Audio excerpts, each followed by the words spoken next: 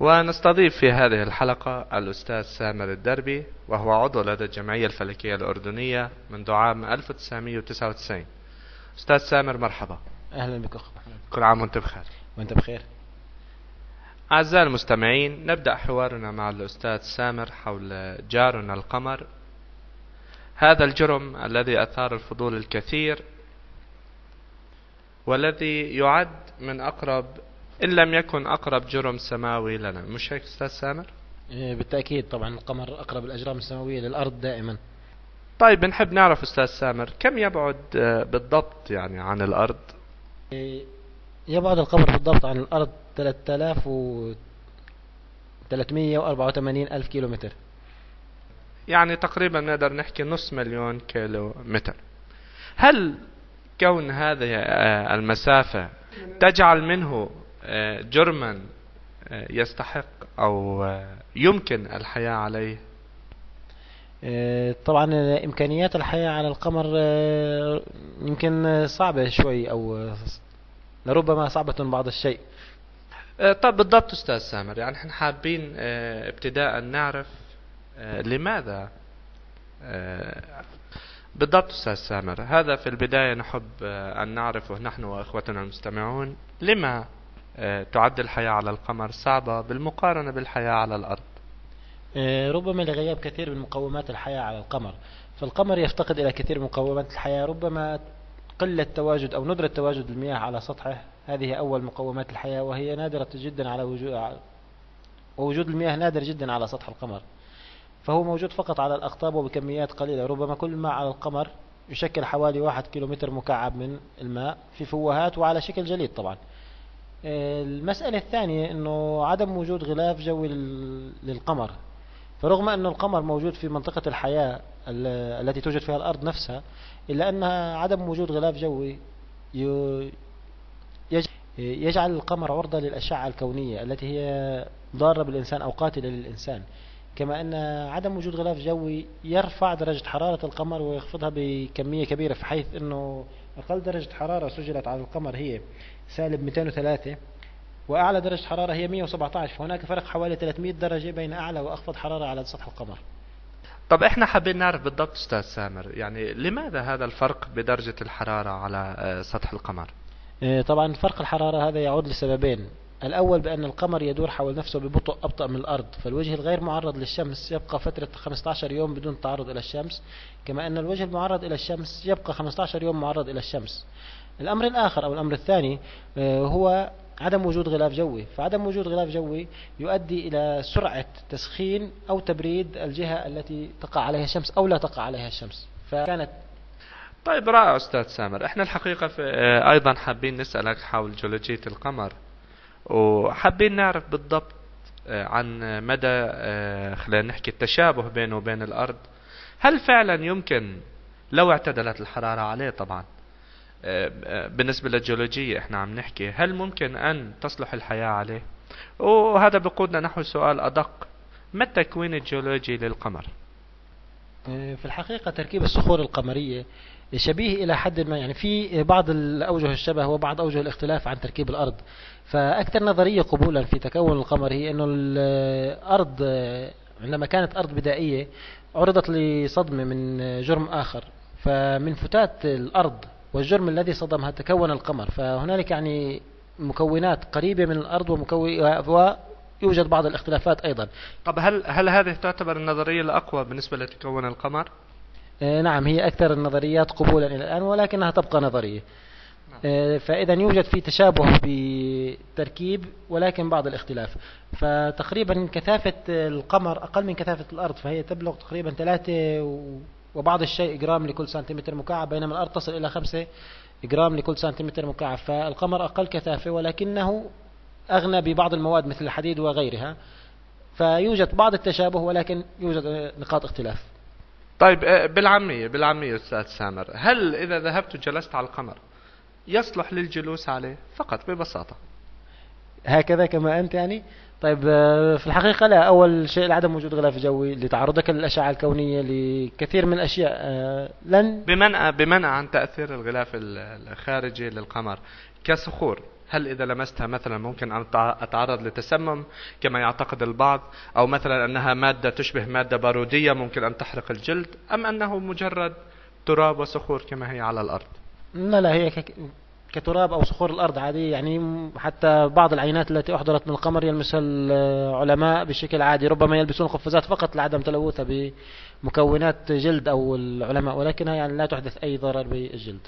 طيب رائع أستاذ سامر. إذا من ناحية المبدأ جيولوجية القمر قابل للحياة عليه، كونه يتكون من صخور وأتربة. طيب الآن نتكلم من ناحية الحياة بما يتعلق بالغلاف الجوي. كون هذا الجار هو الأقرب لنا لو حدث خطر ما لا سمح الله على الأرض، كما سمعنا بالماضي أن الديناصورات قضي عليها بواسطة مذنب على ما أعتقد، أليس كذلك؟ ماذا لو حدث هذا الحدث مرة أخرى؟ هل يمكن أن نحيي القمر ونستوطنه كما فعلنا بالأرض؟ إذا كان نعم، ما هي العوامل اللازمة لعمل ذلك؟ تفضل أستاذ. في الحقيقة ليس هنالك ما هو صعب أو مستصعب على العلم. فمن ناحية علمية يمكن إحياء هذا، ولكن ليس بالسهولة التي نتصورها. فعدم وجود غلاف جوي للقمر سيجعلنا نعيش في بيئة مصطنعة أو صناعية، أي أننا سنحتاج إلى منطقة مغطاة لعمل غلاف جوي أو لعمل بيئة شبيهة ببيئة الأرض في داخلها، يعني مثل البيوت البلاستيكية أو البلاستيكية الموجودة الآن للنباتات. بشكل مكبر، نعم مثلها، ولكن ستكون مستعمرات ربما تكون زجاجية يدخل لها الشمس، وتكون طبعا معدة بدرجات حرارة معينة أو تلائم جو معين، وربما تحفز بعض الآلات تكوين غلاف جوي بوجود بعض الغازات أو يعني من مكونات أتربة القمر نفسها. رائع رائع أستاذ سامر. طب لو حدث ذلك، كم المدة الزمنية المتوقعة لنشوء غلاف جوي مصطنع بفعل البشر؟ في الحقيقة جواب على هذا السؤال صعب، فليس هناك حدود العلم، وربما العلم يكون متسارع في هذه الأيام، فلا ندري ما هي المدة المتوقعة لنشوء غلاف جوي. ربما يتطور العلم وتكون هذه المدة بسنين، وربما تأخذ ملايين السنين لحدوث هذا التطور أو حدوث غلاف جوي. إذا لو أحببنا أن نحذر أو من الخطورة أو الخطر الذي تحدثنا عنه منذ قليل، الأخطار التي تأتينا بالكون مثل النيازك والمذنبات إذا في الحقيقة إذا أردنا أن نفكر في مكان كالقمر ليصلح عليه حياة بديلة عن الأرض، نحن بحاجة أن نفكر بذلك منذ الآن. لن أوعدك بذلك، فالتفكير مسبقا أو بشكل مبكر هو أمر جيد، ولكن ربما خلال حديثنا هذا تضرب الأرض بنيزك أو بعد فترة بسيطة. طب هل إن جاء مثل هذا الخطر على الأرض ألا يمكن رصده بمدة كافية لنفكر بمثل هذا الأمر؟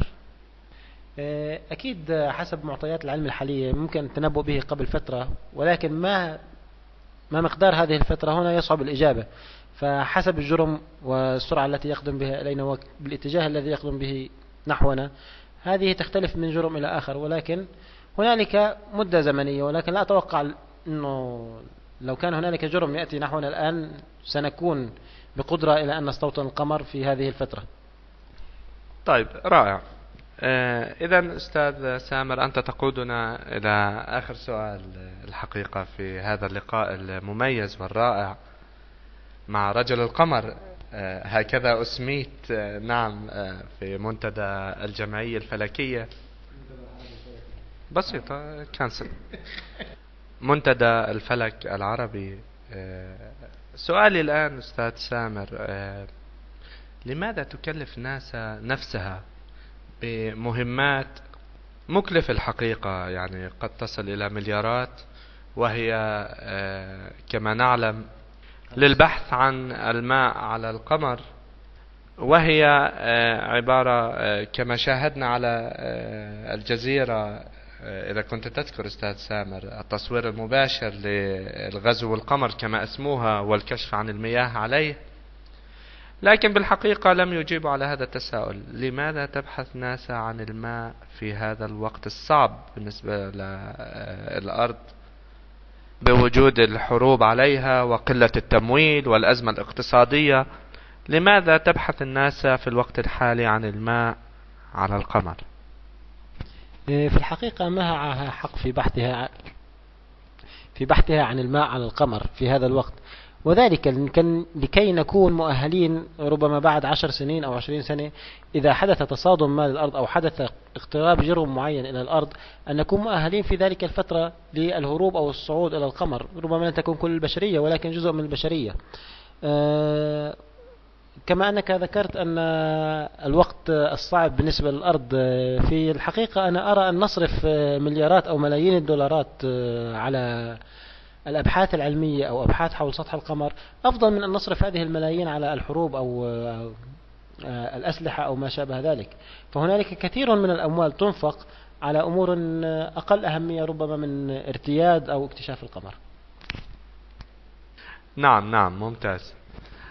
نشكر الحقيقة أخوة المستمعين الأستاذ سامر الدربي في لقائنا معه حول الحياة ما بعد الشمس، برنامجكم الحياة ما بعد الشمس، ضمن حلقة مميزة حول الحياة على القمر وما أثرانا به من معلومات لدى الإذاعة الفلكية العربية. شاكرين حضورك معنا.